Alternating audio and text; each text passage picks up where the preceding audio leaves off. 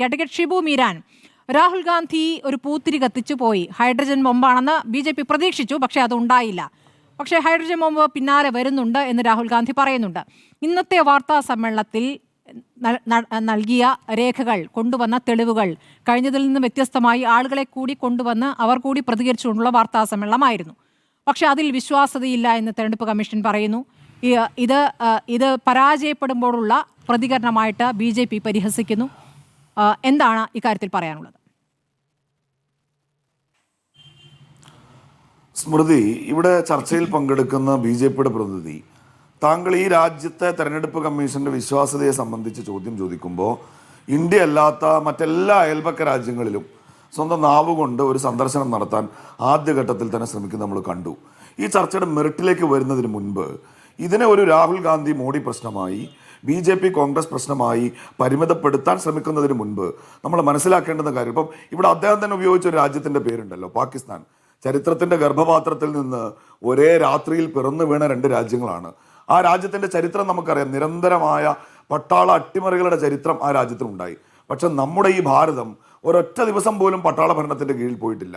ഇവർ തന്നെ ഉന്നയിക്കുന്ന അടിയന്തരാവസ്ഥ കാലത്ത് ഞാൻ കൂടി ഇനി സമ്മതിച്ചു തന്നാൽ ആ ഒരു കറുത്ത പാടല്ലാതെ ഇന്ത്യയുടെ ജനാധിപത്യത്തിന് ഒരു പോറൽ പോലും ഏൽക്കാതെ നമ്മൾ കാത്ത് സംരക്ഷിച്ചു പോന്നിട്ടുണ്ട്. ഇനി രാഹുൽ ഗാന്ധി ഇപ്പോൾ ചൂണ്ടിക്കാണിക്കുന്ന വിഷയം, ഇതിപ്പോൾ 2019 അശോക യൂണിവേഴ്സിറ്റിയിലെ ഒരു പ്രൊഫസർ സഫ്യസാജി ദാസ് എന്നാണ് അദ്ദേഹത്തിൻ്റെ പേര്, back sliding of Indian democracy എന്നൊരു പുസ്തകം എഴുതിയിരുന്നു. അതിൽ അദ്ദേഹം ഇത് ചൂണ്ടിക്കാണിച്ചു. പിന്നീട് മീററ്റ് മണ്ഡലവുമായി ബന്ധപ്പെട്ട് ഒരു സുപ്രീം കോടതിക്ക് മുൻപാകെ ഒരു പൊതു താല്പര്യ ഹർജി വന്നു. അതിലൊക്കെ ഈ വോട്ട് ചേർക്കുന്നതിലും വോട്ട് വെട്ടുമാറ്റുന്നതിലും തെറ്റായ ചില നടപടിക്രമങ്ങൾ ഉണ്ടാകുന്നു എന്നാണ് പറഞ്ഞു വെക്കാൻ ശ്രമിച്ചത്. പക്ഷേ ഇപ്പോൾ രാഹുൽ ഗാന്ധി നടത്തുന്ന ഈ വാർത്താ സമ്മേളനങ്ങളുടെ സവിശേഷത, അദ്ദേഹം പൊതുവായി എന്തെങ്കിലും കാര്യങ്ങൾ പറഞ്ഞു പോവല്ല. അദ്ദേഹം വളരെ കൃത്യമായി, സ്മൃതി തന്നെ ചൂണ്ടിക്കാണിച്ചല്ലോ, ഇടത് ഭാഗത്ത് സൂര്യകാന്ത് നിൽക്കുന്നു, മറുഭാഗത്ത് ബബിത ചൗധരി നിൽക്കുന്നു. ഈ സൂര്യകാന്ത് കൊടുത്തു എന്ന് പറയുന്ന അപേക്ഷയുടെ പുറത്താണ് ബബിത ചൗധരിയുടെ വോട്ട് വെട്ടിമാറ്റാൻ ശ്രമം നടന്നത്. സൂര്യകാന്ത് പറയുന്നു ഞാൻ അങ്ങനെ ഒരു അപേക്ഷ കൊടുത്തിട്ടില്ല. ബബിത ചൗധരി അത് സാക്ഷ്യപ്പെടുത്തുന്നു. പിന്നെയും കുറെ ഗോദാഭായിയുടെ പേര് എന്ന് വെച്ചാൽ കുറച്ച് ആളുകളെ കൊണ്ടുവന്ന് കൃത്യമായി പട്ടിക ചൂണ്ടിക്കാണിച്ച് വോട്ടർ പട്ടികയിലെ ഒന്നാമത്തെ പേരുകാരന്റെ അപേക്ഷയിൽ പിന്നീട് അങ്ങോട്ട് വരുന്ന വോട്ടുകൾ വെട്ടിമാറ്റാൻ ശ്രമിക്കുന്നു. ഈ വോട്ടുകളുടെ സ്വഭാവം, ഈ വോട്ടുകൾ സ്വാഭാവികമായി ABCD പേരുകളുണ്ട്. എന്നുവെച്ചാൽ മഹാദേവ്പുര മണ്ഡലവുമായി ബന്ധപ്പെട്ട് അദ്ദേഹം എന്താണോ ചൂണ്ടിക്കാണിച്ചത് അതിന്റെ ഒരു ഫേസ് 2 ആണ് ഇദ്ദേഹം മുന്നോട്ട് വെച്ചത്. ഇപ്പൊ BJP പ്രതിനിധി പറഞ്ഞല്ലോ ഇത് 2023 കാര്യമാണ്, എന്നാൽ ഇതങ്ങോട്ട് മാറ്റിവെക്ക്.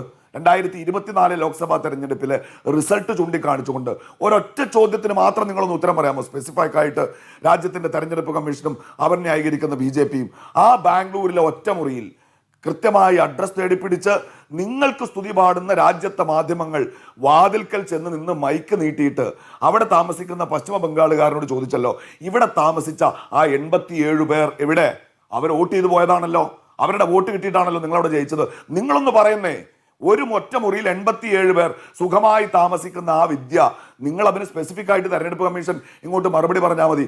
അത് പറയുന്നില്ല എന്ന് മാത്രമല്ല, ഈ ചോദ്യങ്ങൾ ചോദിക്കുന്നത് അവിടെയാണ്. ഇത് രാഹുൽ ഗാന്ധി കോൺഗ്രസ് വിഷയമല്ല, ഇത് ഇന്ത്യയുടെ ജനാധിപത്യത്തിന്റെ സുതാര്യതയുടെയും വിശ്വാസ്യതയുടെയും പ്രശ്നമാണ്. ചോദ്യങ്ങൾ ചോദിക്കുന്നത് ഇന്ത്യയുടെ പ്രതിപക്ഷ നേതാവാണ്. സ്പെസിഫിക്കായ ചോദ്യങ്ങൾക്ക് സ്പെസിഫിക്കായി ഉത്തരം പറയാൻ ഇന്ത്യയുടെ തെരഞ്ഞെടുപ്പ് കമ്മീഷന് ബാധ്യതയുണ്ട്.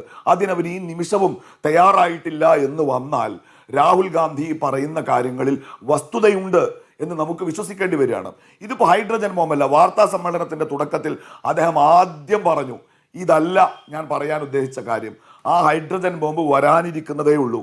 ആ ഹൈഡ്രജൻ ബോംബ് കൂടി പുറത്തേക്ക് വന്നാൽ നരേന്ദ്രമോദിക്ക് ഇന്ത്യയിലെ ജനങ്ങളുടെ മുൻപിൽ മുഖം കാണിക്കാൻ കഴിയില്ല.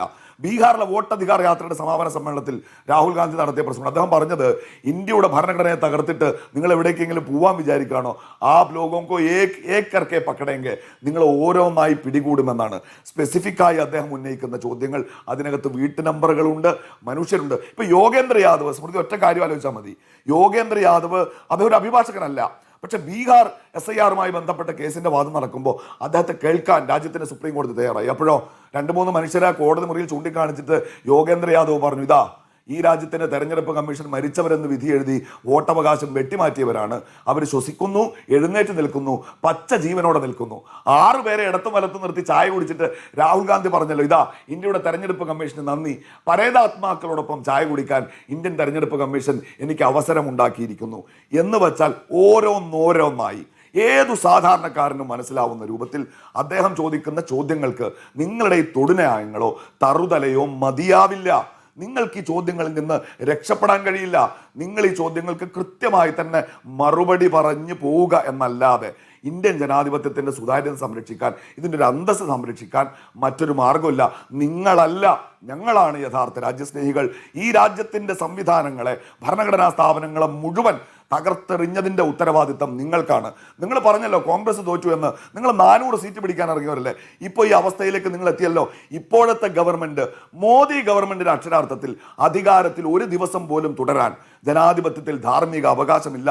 ഇമ്മട്ടിൽ വലിയ വോട്ടുകൊള്ള നടത്തിയാണ് നിങ്ങൾ ഈ രാജ്യത്ത് ഈ തെരഞ്ഞെടുപ്പ് ജയിച്ചത്. അതിൻ്റെ തെളിവാണ് ഇന്ത്യയുടെ പ്രതിപക്ഷ നേതാവ് ഈ രേഖകൾ ചോദിക്കുമ്പോൾ ആ രേഖകൾ കൊടുക്കാതെ, കൊടുത്ത രേഖകൾ അദ്ദേഹം പരിശോധിക്കില്ല എന്ന് ഉറപ്പുവരുത്തുന്ന മട്ടിൽ മെഷീൻ റീഡബിൾ അല്ലാത്ത സംഗതികൾ നിങ്ങൾ കൊടുക്കുന്നത്. ഈ രാജ്യത്ത് തെരഞ്ഞെടുപ്പ് നടന്ന വോട്ടർ പട്ടിക ഇന്ത്യയുടെ ലോക്സഭാ തെരഞ്ഞെടുപ്പിൽ, ഇന്ത്യയുടെ ലോക്സഭയിലെ പ്രതിപക്ഷ നേതാവ് പരിശോധിക്കുന്നതിന് നിങ്ങൾ ഭയപ്പെടുന്നുവെങ്കിൽ ഞങ്ങൾ പറയുന്നു, വോട്ട് കൊള്ള നടത്തിയിട്ടാണ് ലോകത്തെ ഏറ്റവും വലിയ ജനാധിപത്യ രാജ്യത്തിന് അധികാര കസേരയിൽ ഈ നിമിഷം നരേന്ദ്രമോദി ഇരിക്കുന്നത് എന്ന്.